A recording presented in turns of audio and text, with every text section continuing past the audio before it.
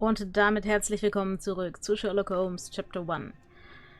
Beim letzten Mal haben wir herausgefunden, so gut wie alles. Der Norton, der Politiker, wurde von ihm hier erpresst. Und ja, wir haben jetzt die Möglichkeiten, ich schaue mal kurz in die Fallmappe dafür, weil wir wahrscheinlich neue Gedankenspiele haben. Genau. Ja, ja. Erpresserisches Material. Niccolo Bernadotte ist auf der Suche nach kompromittierendem Material, um den britischen Abgesandten erpressen zu können. Ja.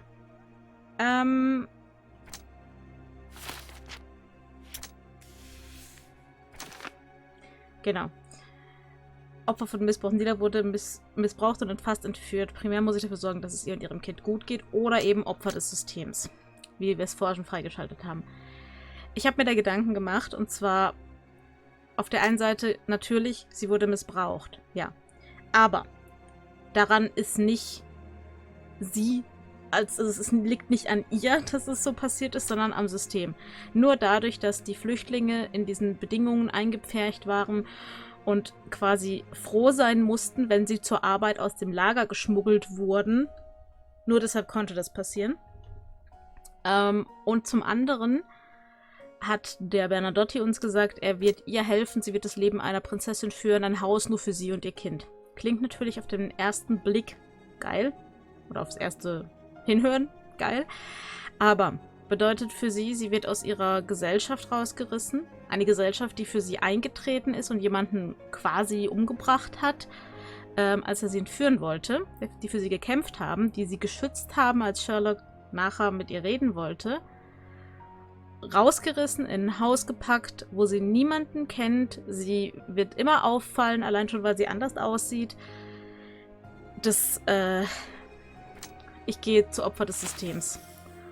Der Abgesandte will seinen Ruf wahren und der soll den Flüchtlingen helfen, weil davon profitiert sie im Endeffekt auch.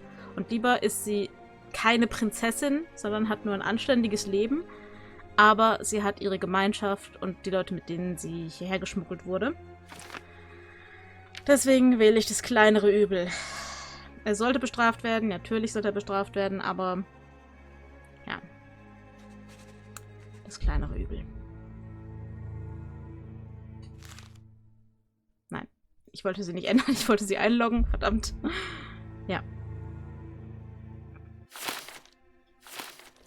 Gut. Müssen wir jetzt zu... Sherry, don't you think this office suits... The front door's now open, sir. You can leave through it. If you want, of course. Okay. Ja. Deswegen gehen wir jetzt zurück zu Norton und loggen das Ganze ein. Wo war der denn? Ah, hier. Beim Rathaus von Cordona.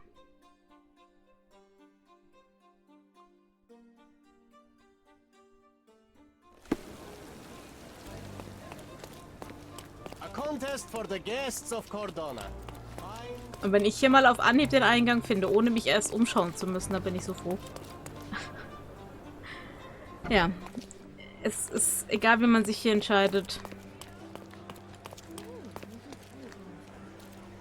Und wieder auf die falsche Seite. Egal, wie man sich hier entscheidet, es ist Pest oder Cholera. So, Arschloch. Have you thought it all through? Ja, bitteschön. Almost. The refugees, what will happen to them?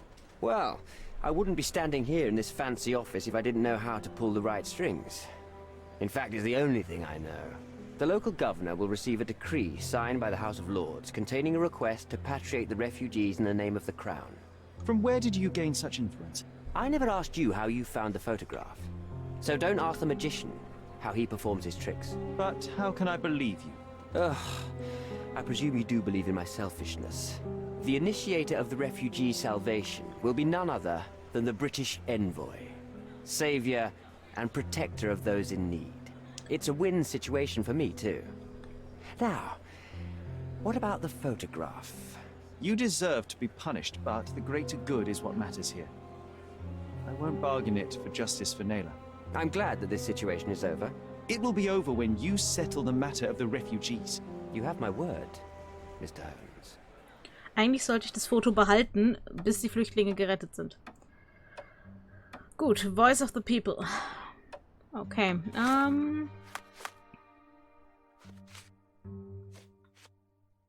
Und jetzt?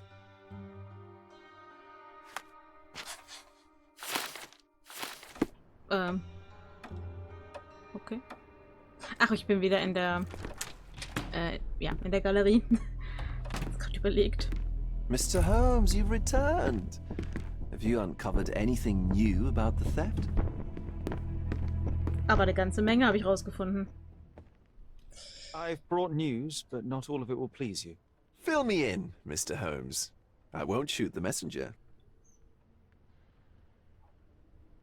Der Dieb ist tot.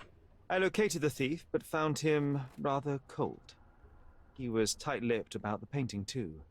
Ah, he's dead. How very droll, Mr. Holmes. One presumes you were not responsible. It was an accident at the refugee camp. He impaled himself on his own knife. Life is nothing if not cruel and capricious. I tracked down Boniface Mercurio. I presume he wasn't delighted about the situation. He was not having a good day on account of his murder. Killed in his own flat by the same person that stole his painting. Oh, sweet Mercurio. Perishing in the pursuit of his art. How apt. I will miss his exceptional sense of humor. What about the stolen painting? Have you located it? I found the painting, but I could not retrieve it. Well then, where is it? In Bernadotti's office. Bernadotti? That shady businessman? Why would he steal it from me? I'm afraid you'll have to ask him yourself. I take it you found something more then. What happened to your crusade of truth? Was it not that important after all? No truth will satisfy you, Mr. Vogel. It was not an attack, Mr. Holmes. If you've chosen not to tell me, I respect your intention. But it is just rather boring, isn't it? It is what it is. Well, now that we've resolved all of our outstanding matters, I have a gift for you. I took the liberty of having it delivered to Stonewood Manor. I am told it belonged to your mother. And what exactly have you sent me? Frankly, I'm not sure how to answer that. I trust you'll know. Previously you mentioned there may have been more to my mother's passing than consumption. It appears you were right. Oh dear, I'd hoped to be wrong. She was unstable, mentally unwell. She required sustained specialized treatment, but her madness persisted. I knew that Violet had disappeared from the public eye, but had no idea of her suffering. I cannot imagine what you're feeling. I'm fine. Thank you, Mr. Vogel. I am curious to see what you have procured. Ja, gut. Er hat uns ein Geschenk geschickt. Das gehen wir uns mal anschauen, oder?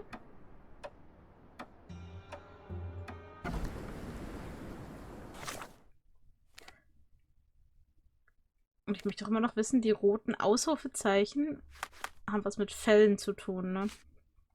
Egal. Wir gehen zurück zu Stonewood Manor. Das war hier irgendwo, ne? Ja, Stonewood Manor. Da reisen wir hin zurück und schauen dann mal, was wir geschickt bekommen haben. Eine große Kiste, ich sehe sie von hier schon. Dieser Elefant.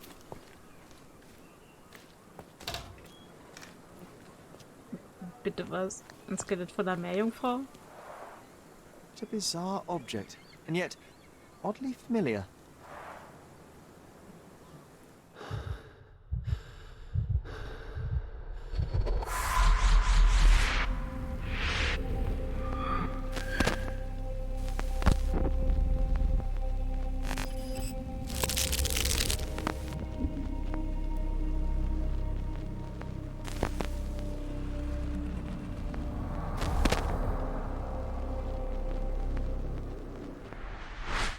Did you just remember something? Yes. A room full of curiosities and artifacts. I think I can find it in the manor. Sherlock. So, you continue to pursue the imaginary. I had hoped you might have got all this out of your system by now. Mycroft, what are you doing here? Get out of my house. It's my house, actually. I've come to bring you back. I have no interest in returning, let alone with you. I know you lied about Mother all these years, claiming she was merely ill, but she was unstable. She never had tuberculosis. She was not recuperating, but mentally deteriorating, and you never once thought to tell me. How dare you? I shall not indulge this petulant tantrum. You can just tire yourself out and then slink back to London with your tail between your legs. Just tell me everything. I'm an adult now. Show me the basic courtesy of an explanation. You know I will find out eventually. The goal was stability, and that's what you got. The right thing for everyone was to try and move on from her passing. The consequences of one's actions determines what is right or wrong. Yes, exactly. The ends justify the means. After leaving Cordona, Sherlock, you had a normal childhood. In London, I was able to support you, guide you, shape you into a fine and productive young man. You have so much potential, so much to offer society. But that's not the end. Now I found the truth, and it has shattered everything I knew about her, about you, and about myself. I feel unstable because of you. Your actions were not justified. Lying never is. Oh, grow up, Sherlock. It was a white lie which has as much use in the realm of the interpersonal as the international. It is time you come to accept that some things are bigger than yourself. Oh, you are full of it. You like to pretend you care about the big picture, but it's just an ego trip. You like knowing more than others. You like greasing palms and rubbing shoulders with the rich and powerful. You like having eyes and ears everywhere. The fact it helps the nation is incidental. Because all you care about is yourself. It's true. I have agents everywhere, including Cordona. If you weren't so damn stubborn, you'd realize that means I'm only here for you.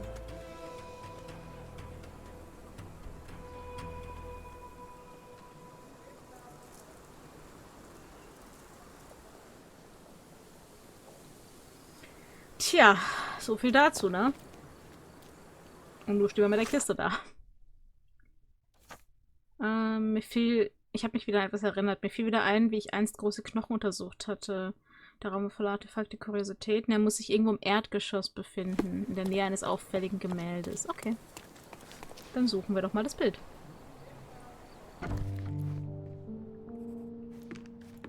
Gefunden. Aber da haben wir wieder diese Erinnerungsblasen. I remember returning home with a pair of perfect sticks. We wanted to turn them into training swords.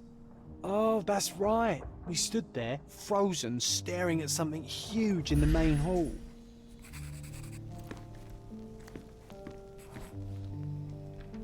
No, was? Ah, It was a giant aquarium with a living mermaid in it. Impossible. It must have been something else.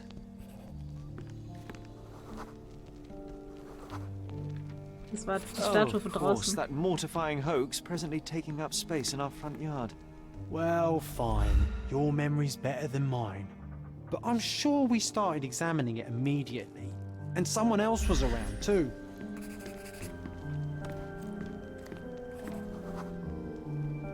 It was my mother.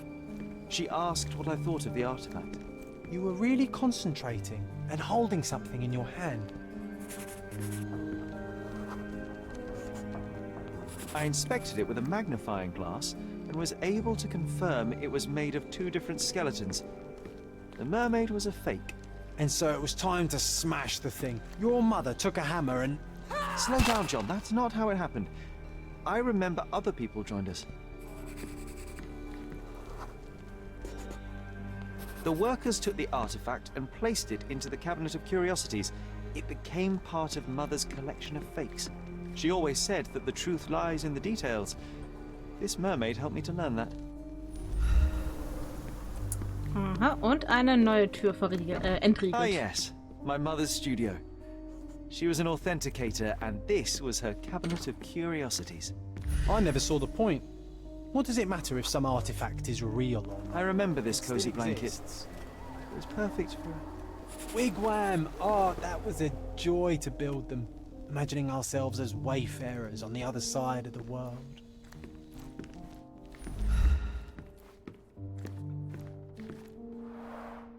One of the most ridiculous fakes I ever saw. Its owner insisted it was a polar bear. He thought the white paint on the brown fur wasn't noticeable. Die sieht man ja einfach so schon. Mother said this was among the hunting trophies of a Scottish Viscount.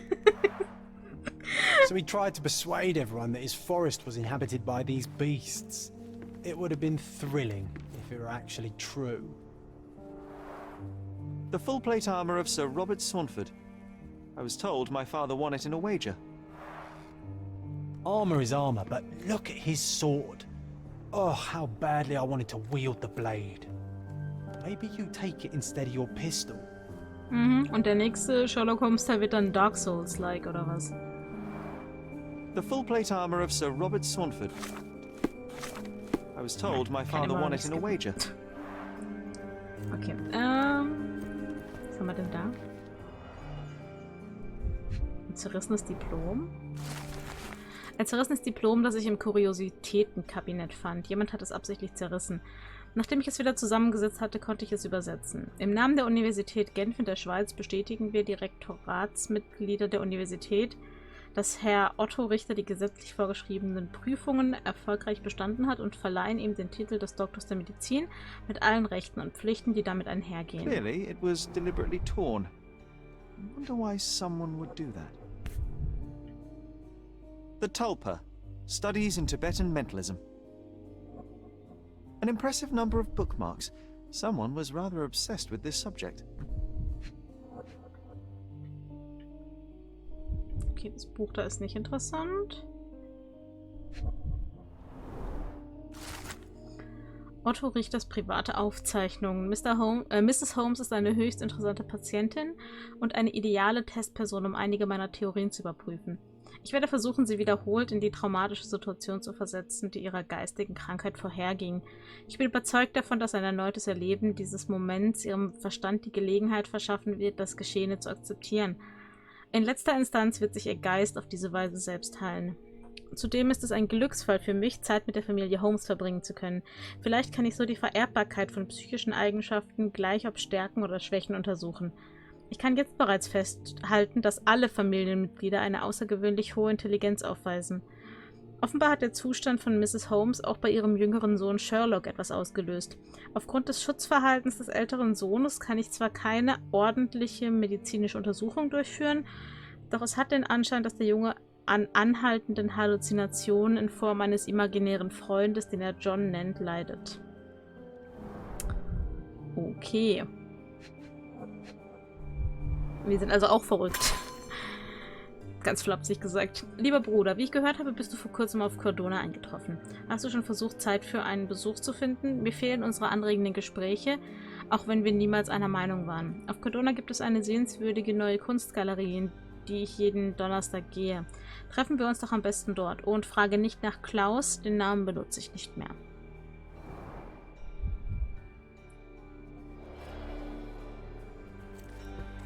Spannend.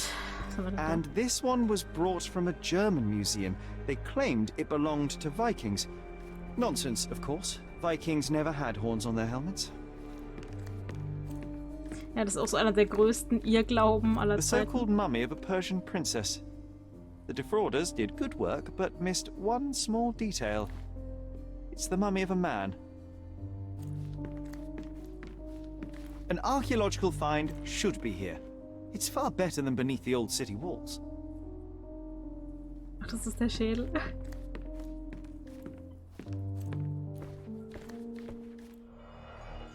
Noch mehr Dokumente. Sehr geehrter Mr. Holmes, für Ihre Unterstützung bei meiner jüngsten persönlichen Angelegenheit bin ich Ihnen zutiefstem Dank verpflichtet. Ich schaudere bei den Gedanken daran, was alles hätte passieren können, wenn nicht Ihr gutes Auge und Ihr scharfer Verstand gewesen wären. Seien Sie versichert, dass Sie es, sollten sich unsere Wege wieder kreuzen, mit einem zutiefst dankbaren Freund zu tun haben werden. Ehrenwerter Richter McDougal. War wahrscheinlich an Sherlocks Vater oder an Mycroft gerichtet. Carefully opened. Dated 24th of April, 1869. Mr. Mycroft Holmes, hiermit möchten wir Sie darüber informieren, dass das Gerichtsverfahren gegen Dr. Otto Richter in der Sache Todesfall Mrs. Violet Holmes unter der Leitung des ehrenwerten Richters McDougal stattfinden wird. Ihrem Antrag auf Ausschluss der Öffentlichkeit wurde stattgegeben. Zusätzlich möchten wir Sie darüber in Kenntnis setzen, dass die Anklage in der Verhandlung gegen Dr. Richter Sie als Hauptzeugen angegeben hat. Sie haben sich zu den umseitig angegebenen Zeitpunkten am Strafgericht Cordona einzufinden. Also es gab ein Gerichtsverfahren gegen den Arzt. Interessant. So many calling cards. Mycroft liked to keep useful people at hand. Officer Luciano J. Placido. Na, den kennen wir doch. Reliable and driven. I recognize Mycroft's handwriting. Ich dachte, das da oben ist sicher auch noch interessant, aber scheinbar nicht.